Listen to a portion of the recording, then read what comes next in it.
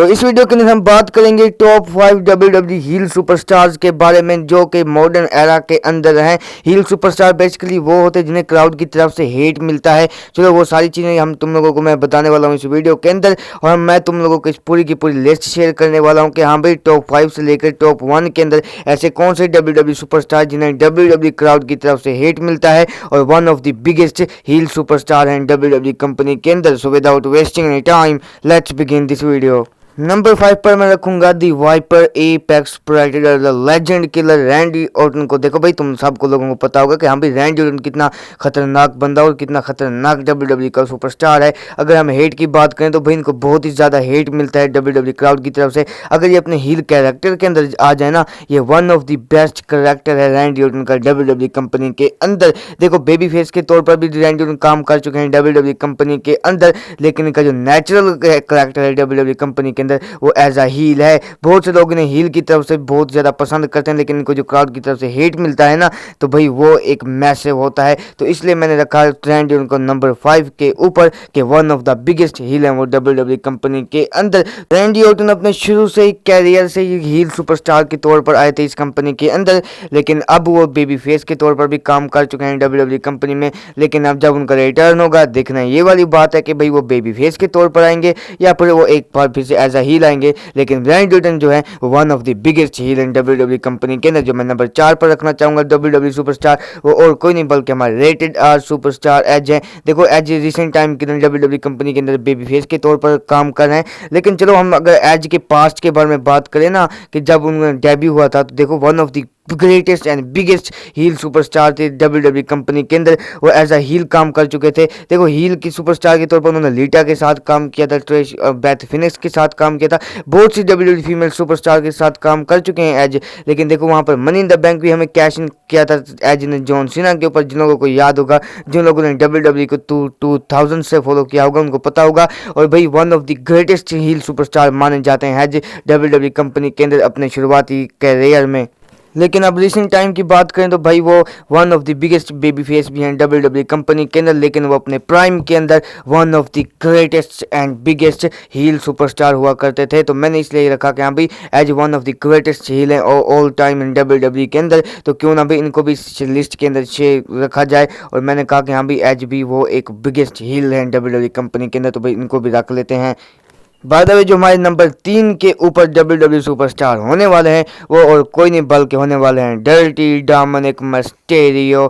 जी हाँ, तो मैं वो बता दूं कि Dominik Mysterio one of the greatest heatest WWE star हैं मॉडर्न एरा के अंदर। देखो तुम लोगों को याद होगा last year Clash at the Castle वो जहाँ जगह थी जहाँ पर डोमिनिक मिस्टेरियो अपने फादर रे मिस्टेरियो के ऊपर टर्न हुए थे, जो उन्होंने एज की भी कुटाई की थी, अपने फादर की रे मिस्टेरियो की भी कुटाई की थी। लेकिन उसके बाद उन्होंने जजमेंट डे को ज्वाइन किया और तब से लेकर अब तक Dominik Mysterio one of the greatest and biggest heel है इस मॉडर्न एरा के अंदर। भाई साहब उनको जो हेट मिलता है डब्ल्यूडब्ल्यूई क्राउड से तुम लोगों को पता होगा कि उनको प्रोमो भी कट नहीं करने देती। इसलिए मैंने डोमिनिक मिस्टेरियो को नंबर 3 स्पॉट के ऊपर रखा, क्योंकि ये मुझे लगता है कि जो डोमिनिक मिस्टेरियो हैं वो आने वाले टाइम के अंदर अपना कैरेक्टर और इम्प्रूव करते हुए नजर आएंगे और वो बनते हुए नजर आएंगे one of the greatest heel of all time WWE company के अंदर। हाँ भाई तुम लोगों को बता दूं कि हाँ भाई पहले डोमिनिक मिस्टेरियो बेबी फेस के तौर पर आए थे डब्ल्यूडब्ल्यूई कंपनी के अंदर अपने फादर के साथ, लेकिन वो रिएक्शन उन्हें यानी कि मिला नहीं जितना उन्हें मिलना चाहिए था।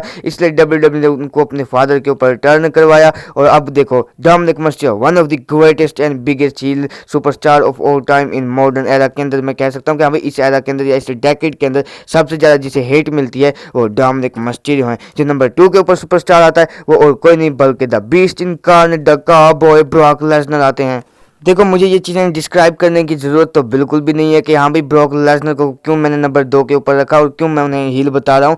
देखो सब लोगों को पता है कि ब्रॉक लेसनर ऐसा खूंखार आदमी है कि किसी को नहीं देखता, सबकी ऐसी की तैसी करके रख देता है जब भी उनके सामने कोई रिंग के अंदर हो। तो इसलिए मैंने रखा कि हाँ भाई नंबर 2 के ऊपर स्पॉट जो बनता है वो कहीं नहीं बल्कि ब्रॉक लेसनर का बनता है। तुम लोगों को पता होगा कि हाँ भाई जब रोमन रेंस 2018 के अंदर रेसलमेनिया रोड टू रेसलमेनिया के अंदर उनके साथ फ्यूड हुई थी तो उनकी बजाय थी ब्रॉक लेसनर ने फिर सेथ सेथ रोलिंस के साथ 2019 के अंदर हुई थी फ्यूड, उनकी बजाई थी। यानी कि हारते तो हैं रेसलमेनिया के अंदर, लेकिन जो बजाते हैं WWE सुपरस्टार्स की, उनको जो हेट मिलता है जब भाई क्राउड की तरफ से, जब ब्रॉक लेसनर रिंग के अंदर आते हैं एज अ हील सुपरस्टार। हमने शुरू से ही ब्रॉक लेसनर को हील सुपरस्टार के तौर पर देखा है WWE कंपनी के अंदर। रिसेंट टाइम के अंदर उन्होंने एक दो बार बेबी फेस टर्न किया था, और मुझे नहीं लगता कि हाँ भाई बेबी फेस जो कैरेक्टर है वो ब्रॉक लेसनर के लिए बना हुआ है। As a heel Brock Lesnar one of the biggest superstar हैं WWE कंपनी के अंदर। मुझे लगता है कि जो ब्रॉक लेसनर है अब उन्हें बेबी फेस कन्वर्ट होना ही होना चाहिए। देखो अब वो समर स्लैम के अंदर तो बेबी फेस कन्वर्ट हो गए हैं, लेकिन देखते हैं आने वाले टाइम के अंदर क्या होता है।